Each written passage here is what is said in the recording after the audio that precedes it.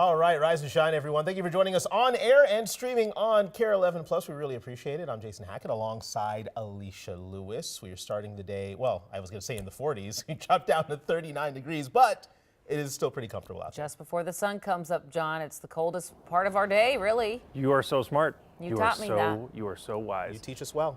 Thank you. And way to listen. So yeah, the coldest moment of the day is going to be obviously seconds before the sun rises, which is what? In about exactly 1 hour. So we still could drop another degree or two. But it's nice out here. I mean, we're in the 30s. Light coat's all you need. 33 in St. Cloud. No snow pants. You can just don't put them away. Just put them in the corner just in case, because then otherwise you'll make it snow. 3-mile-per-hour winds, but they're out of the south. South is a very important wind direction. Marshall actually has a nice breeze, because that's what pops the temperature. Now, I'm expecting clouds to be a little thick through the morning. We're going to have a little deck of clouds roll through. Then we're expecting to thin it out this afternoon and get into the 50s. But trends keep trending, and tomorrow I bump the temperature up. We'll talk about it in your forecast. Cece. Good morning. Let's go over to Maplewood. Seeing a stalled vehicle on 94 eastbound right near Highway 120 Century Avenue. You see here the left lane is closed. Folks staying to the right there as they make their way toward 494, 694. You don't need to change your route in that area. Traffic flow still looks really good, especially if you're coming from St. Paul, but something to keep your eye out for this morning. That's the only thing I'm seeing around the Twin Cities metro. Everywhere else is pretty quiet. The overnight work happening on 394 eastbound between Highway 100 and Golden Valley and downtown just wrapped up a few minutes ago, so that's good news. When I see you just after 6:15, I want to go down to Highway 3 between Sunfish Lake and Rosemount. MnDOT is thinking about a project there. I'll have more information about that soon.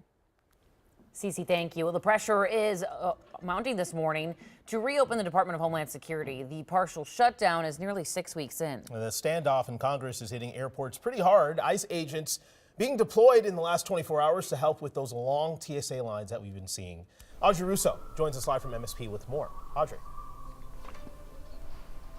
Yeah, we haven't seen any ICE agents here assisting TSA at MSP. Honestly, the flights are all pretty much on time. In terms of arrivals, not really that many planes coming in. The two folks that we've talked to, one from Portland, one from Arizona, both said that the TSA wait lines were not particularly long at those airports either. But we do know that there are other areas where the wait times are much longer, in some cases even topping out at 4 hours. Now, we know that that's where a lot of the ICE agents have been seen at least 14 other airports where there are longer wait times. And this is because thousands of TSA workers have either called off the job or quit because the Department of Homeland Security hasn't been funded in at least a month.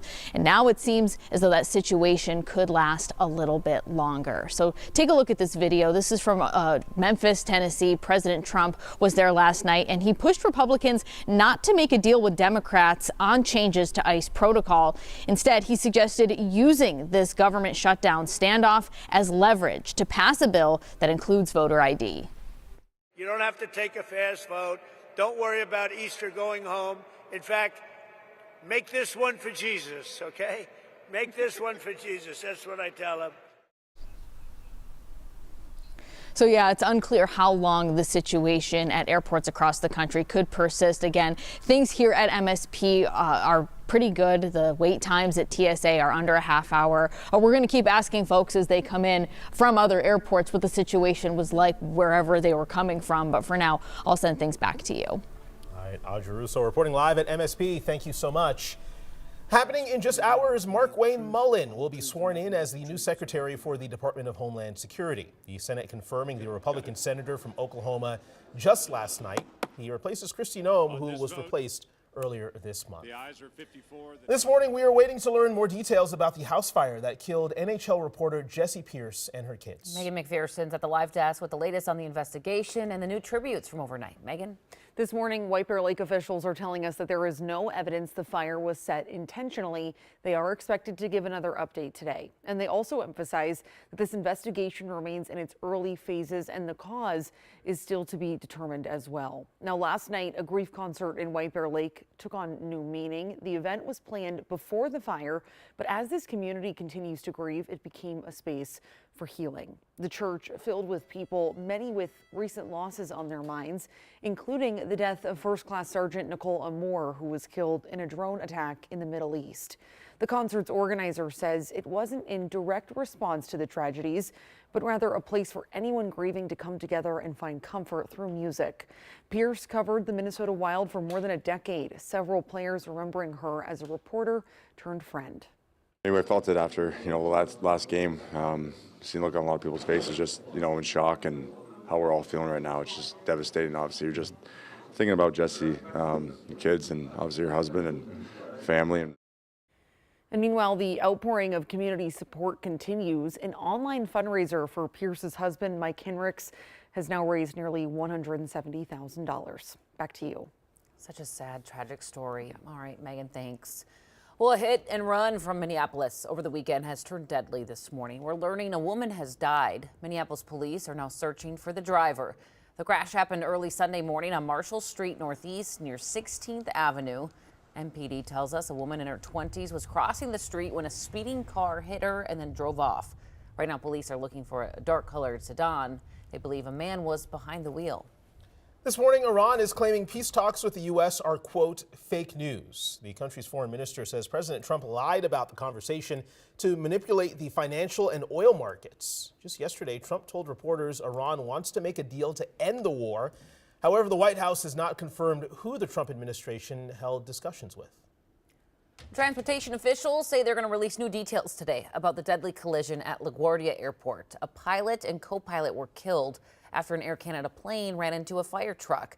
Air traffic control recordings show a controller gave the truck permission to cross the runway while the plane was landing. Seconds later, they realized the mistake and tried to stop the driver, but it was too late. Just take a listen. Frontier 4195, stop there, please. Stop, stop. Stop, truck one, stop. Stop, truck one. And the NTSB says right now it's working to verify whether the air traffic control tower was properly staffed. The runway where the crash happened is expected to stay closed through the end of the week. As fraud continues to be a major issue facing our state, we're learning new information about where all that money might be going. Here's Lou Ragoose. Nearly $1 million per day on average is flown out of the country through MSP Airport, more than any other airport in the country, according to numbers cited in the latest Minnesota Legislative Fraud Committee hearing. Committee Chair Kristen Robbins, who's running for the GOP nomination for governor, said federal numbers show $343 million in 2024 and $350 million in 2025. Anyone carrying more than $10,000 cash is required to fill out a form and declare the money, and it is inspected by TSA. So the money transfers are legal. But the implication from Robbins is that much of the money was fraudulently obtained and laundered and that originated from taxpayers.